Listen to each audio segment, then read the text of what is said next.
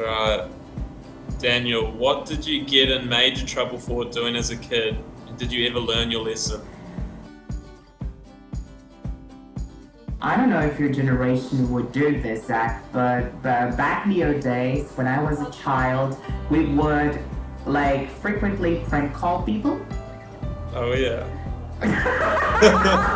So your generation did this actually too. Oh, listen, before I came here, like a month before I came to Brazil, me and my friends were still doing it. And so I was about 10 years old, I think, and I started calling people, and I started to prank call them, and I started to mimic orgasms on the phone.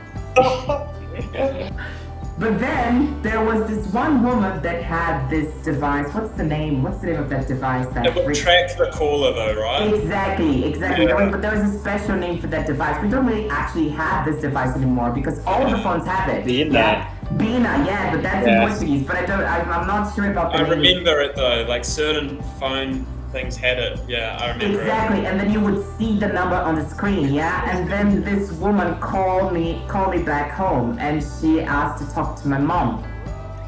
And then, yeah, it was terrible. And then she told my mom that I prank called her, and she said that if I ever did it again, she was going to report me to the police.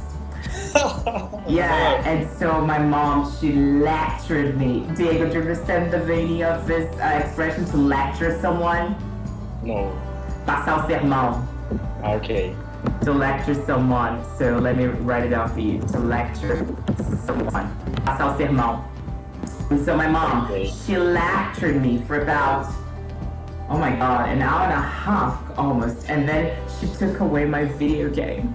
Oh, that's the worst. Exactly. She took away my video game, and she wouldn't allow me to play my PlayStation for over a month. A month? It's because you can't play anymore.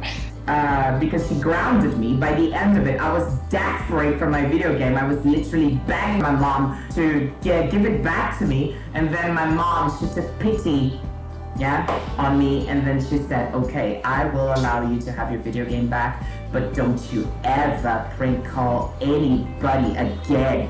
I did learn my lesson. You see, that at the age of 10, that was my very last prank call. I never prank called anybody else in my life. Really? Yeah, I mean, it was a massive lesson to learn as a kid. Yeah. But losing your PlayStation for a month, that's got to be the worst thing when you're 10.